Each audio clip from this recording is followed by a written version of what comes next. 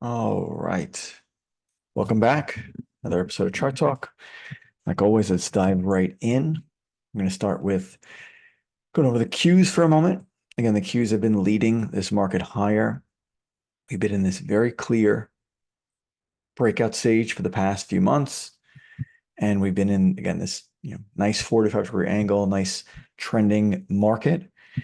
And last week, we saw a retest of this upper end area that's been holding pretty much since May. So since May, we've been just grinding up in this channel. And every time we get up here, it's met resistance. Last time we saw this attempt at resistance, it was a new all-time high, bearish engulfing close, very bearish sign. We got that gap down going to that Friday, and we've reversed higher since. Phenomenal, 2-week run back to highs again. And now we're kind of fading back in, pulling into that range, and eventually we'll trade horizontally in within this range and push back up, through this area. And again, keep battling with this support and resistance area. So again, when you're in these very defined channels, until this trend breaks, again, more than likely, eventually this trend is going to break to the downside, and you will see a shift into a basing stage, or it'll be an obvious topping pattern. Very rarely is it going to be a break above and it's going to go vertical. It's very unlikely to happen for that to happen with the broad index. Individual name, different case, but with a major market, very unlikely. But in this channel, this can go on for months, could be a year or two. These channels can go on for quite some time. We do need some healthy back and forth action. You can't just have these 2-day pullbacks and then 20-day rallies. You need some give and take, and that's what we're also seeing with the S&P. Again, I'm going to delete some of these lines out of here, but we can see the overall key pivot right now is versus this 620. This is the key pivot right here. We can see 620 held once, twice, it's held 3 times. The next time we see this break, the market will probably be out of this channel and in a new basing stage, which we saw materials, which we'll get to in a moment. But again, like the cues, as long as we ping pong back up and forth within this range, again, this green area, when the market's looking weak, pulling into support, this has been the time to be looking to buy. Again, in the moment, never feels the easiest, but you wait for the next confirmation day to add and you trade versus that. It's less guesswork and more systematic. And that's what we're waiting for. We're waiting for that pull in, probably to this like 640 area. Again, we're talking 3 points here of a pull in back to where we're looking for it to pull into. So trading in this range, this is where we want to be looking to buy. Up here, very obvious, we want to be selling. And if and when this changes, 620 is the real out. Now, the key focus sector-wise this week has been tech.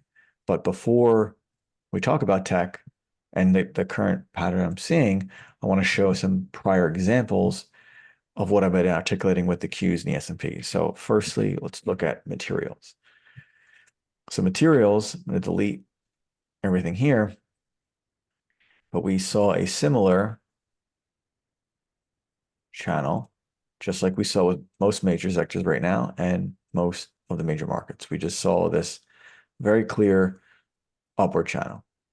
But what we saw at the end of July was the first sector, which was materials, to actually break the support area and shift out of this channel. And what I mentioned before, you don't really see sectors or major markets breaking above it and making that become support because it's just too much momentum for a major sector, major market to kind of hold on to, where a name like NVIDIA or Apple can do that because it's just one individual company. But we did see this break of support. And since then, we've now started to see a shift out of, and I'm going to keep some of these lines here just so you can see the transition from these stages. So I'm going to keep this green so it's consistent. We have this green upward channel, bullish, breakout stage. Everything's all good. It breaks it right here. And since then, the stages start to change. And again, these stages do overlap. It's not like they're going to be perfectly exiting from one and moving to the other one. There is going to be some overlap. So once this breaks, we can now see what could either be a new basing stage or a new topping stage. Given how the market's been trading, I would say this is more of a base for an eventual breakout back into the next breakout stage. And this may take a couple months, but now we're starting to see the horizontal price action, not the trending higher price action. So since this break has happened, it's now been range bound. Can't break above what is now becoming resistance, this 205 area, and it has not been able to break below this 190. Again, similar with the S&P 620, that's that key line of the sand. Once we see that break, it's risk off, sit in cash, let the market rinse out lower, and we have that very clearly here. If materials break 190 and push lower in time, then it's avoid materials, let them break down. They'll probably come and retest this April low. That's a realistic move if that was to break down from this 190. If it breaks out above 205, again, it probably goes back to 230. So materials was the first sector to show us this break of this channel to the downside. And we saw the shift to this new basing pattern. It wasn't this dramatic H over back to lows. It was just a little consolidation, a new reset, a new pattern to emerge. Now moving on, biotechs, we saw somewhat almost the same, but just not quite ready yet. So we can see the broader channel it's been in, same as materials, same as the Qs, same as S&P. And last week we saw the first break below that support, but it quickly snapped back higher, back into the range. So it's safe now. We can just move this trend line out a little bit. And now this is the new trend line. But it was getting kind of close there. And if it did roll over lower, maybe we saw that sideways action we saw materials. Now going back to the main sector we've been keeping a very close eye on has been tech. Qs have been leading, but we're starting to see the same pattern again. We're seeing tech hovering near support when you have S&P and Qs near the upper end of this channel. Qs and S&P are over here in their relative range, where tech is hogging near support, almost begging to break it and kind of H over lower. But then we also again saw this failed breakout. This little breakout here comes right back into support. No buyers are dying to buy this right now. So now that we're seeing this tech hugging support, maybe, just maybe, we do need to see a tiny little breakdown of the support area. And again, this isn't going to be a move back to lows, but maybe it has to, pull into 670, maybe 660. And then it starts to trade in this new horizontal range here, with this area being resistance, this area being support, and a new flag starts to emerge. And again, just like material, either it can break above 705, 706 and continue higher, or it continues to test support, breaks down lower, and then we're back at 600. And again, realistically, maybe even retesting these lows. And that's happened many times in the market, so you can't really count that out. So just a little bit of caution coming into the week. Again, today I didn't buy anything. I got sucked out of a couple of names because I'm seeing just some of this, a little bit of cautiousness. Again, great action out of the S&P, great action out of the Qs. We've hit all-time highs 20 plus times this summer. Amazing price action overall, but end of summer trading tends to be very slow, very light volume. I've seen many these little sneaky corrections during times like this, so not going too crazy into the end of summer. So we're going to go into some orders in. Keep an eye on this GLW. Nice little earnings flag here. Again, couldn't break 60 today. Not a big deal. I'm sorry, couldn't break 66. So whenever this wants to break 66, I'll be involved. For now, risk is versus 64. Reality, risk can be a little bit tighter, but again, we're talking difference of a point here. So keeping a close eye on GLW. Keeping a close eye on this CBRE, another earnings flag. Gaps up on earnings, can't break 160, gets back up to 160 again, can't break, tries it on Friday, can't break again, but it's not pulling in. In the past, pulled in nearly $8, and now it's in this tight, $3 little flag here. So we get a move through 160 this week, no problem for my buy stop to trigger. Risking a 1.5%, can take that trade all day long. So let's move on to a few names keeping on the radar. We have this RSI, a little bit of a cheaper name, not the biggest fan of these under $30 names, but textbook bull flag here through this 20. Again, not looking to buy it tomorrow, third day up. If it can pull back in versus 19, sit back up through 20, good, keep a close eye on it. This FIX, again, nice tight, high and tight earnings flag. We can see the higher lows at each subsequent attempt at that resistance level. So as it continues to get tighter and tighter, one of two things has to happen. Either it breaks higher or breaks lower. We're looking at it for that break through 720. So we have alerts set for that in the group. If and when that happens, we'll be aware of that one. This MEDP was a name I took some profits in from last week's newsletter. We saw this tight little support buyback after it pulled in from earnings. Nice day one entry, bullish engulfing close. Nice, 3-day rally in the name after it pulled back in. Just quick little trade, took the 20 plus points out of the name. Now it's flagging again, but nice little quick trade here. Walmart was another good one from the big picture alerts. We were calling out this 100 break in Walmart. Our target was the 105 retest of this prior high going back to February. Got quite there, but not quite enough to get the final kickoff at 105. But again, we bought 100 through the break. We had $1 risk in the trade, stop under 99. We kicked at 2-1 day one. We kicked at 3-1 day one. Again, phenomenal breakout. We got stopped out of some the following day. And then we had these offers out under 105, just couldn't quite get there. This high of the day was 104.72, close, within 10 cents where the offers were. And then we had this gap down and reversal and got stopped out for the rest, 2%, 1% gains. Just, again, nice risk 1%, make 4% in a couple days, and then move on. And again, if this has to, now this new range in Walmart is, 105 to 95. I'm not trying to buy this again back at 100, but if it does pull back in, set back up, and it's still range bound, then no problem getting back in. But for now, this was the easy time. This is now the hard time. I have no problem stepping away from Walmart for a little bit and letting it set back up. Next up, we have this HII with a little mini base breakout forming through this 272. Let me zoom in a bit. So we can see this 272 has been resistance for the better part of the month.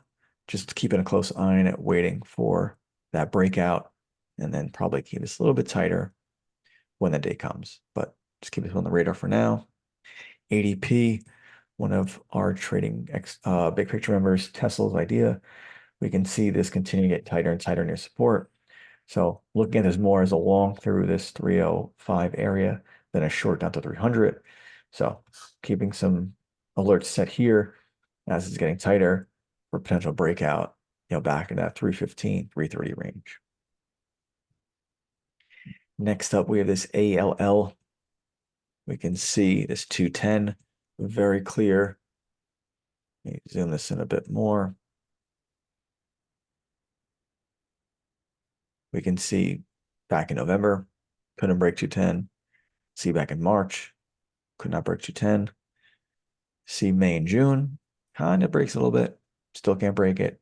And then we can see past few weeks, cannot get above 210 at all. So this is clearly a very big seller.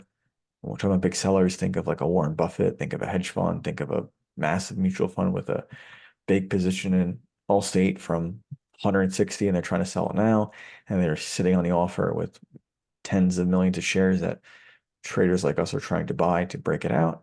And eventually when their size gets taken, you see, that move higher. So we don't care when it breaks 210. We just want to be in it when it does. And that's the benefits having buy stops in, is when that day happens, you're already involved.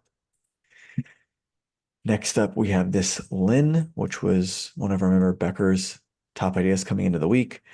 Again, I got in it myself, but it was just a little too early. Again, very defined level, similar to that ALL. We can see multiple attempts, 1, 2, 3, 4, 5, 6 plus multiple attempts to try to break this level. We tried it on Friday. Again, not the best sign to see a doji at high candle close on a breakout. Not what you want to see when you're buying a name. And today was inside day and down. Again, we're buying 280, got stopped at 278.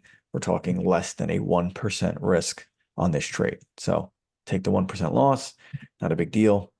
And we have those alerts set for the next time it gets back up to 480. Now, if this gets there tomorrow, not going to be interested in the slightest.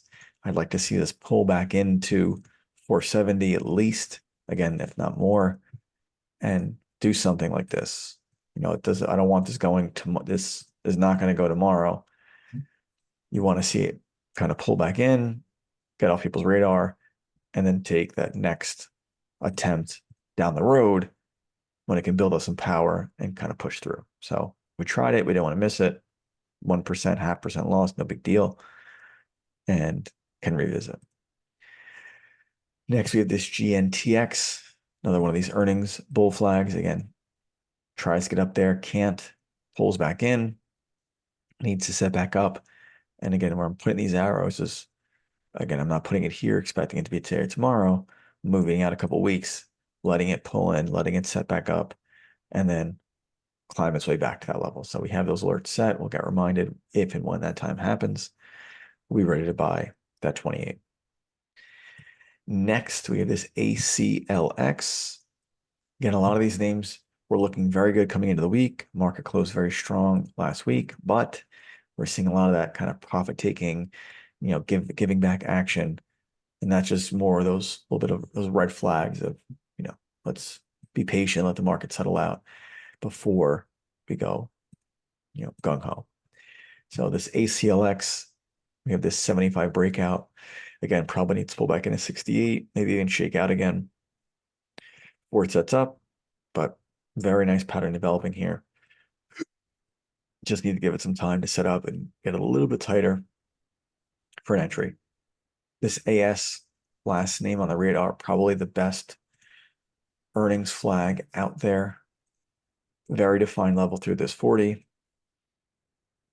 can see very strong name since it took out those IPO highs. Hasn't really looked back. Just been stronger and stronger. And now we're getting that tight consolidation here between 35, 36, and 40. So when this 40 breaks, expect at least a move to about 44. This may take some time, may have to really shake this 35 out. So it's not like we're expecting this tomorrow, but again, alert is set. When it gets back up there, we will be the first ones to know. So let's see, moving on, we got some recently stopped out trades. We have some good trades we already went over. MEDP, we had a nice trade in this Walmart, went over before, risking 1% to make 4. We missed eBay was another good trade from last week. Again, it's still trading higher today. I don't have any, but again, another one of these, another one of the big picture alert ideas. We had that entry through this 93.50 area. You can see, the 5-day consolidation underneath that level. We got involved this day and very simply just raise the stop each day. First day, risking about $1 in the name. Day 2, trade ups high 97.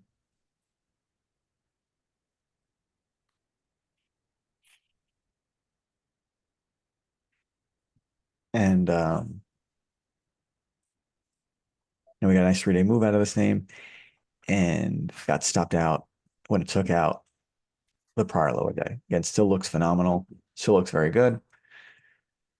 And most likely will climb towards this 104 area. This is where the ideal profit target was for the name, given the setup, but just got tailed out. But again, risk to dollar made about 5. So again, $5 reward, no problem with it. And again, still looks phenomenal. Again, probably still trades much higher, but nice quick cash flow trade. So overall, pretty good week. 1 or 2 break-even trades, a handful of 4 to 5% winners. And then this week, just kind of sitting, being patient, keeping a close eye on the Dow 30.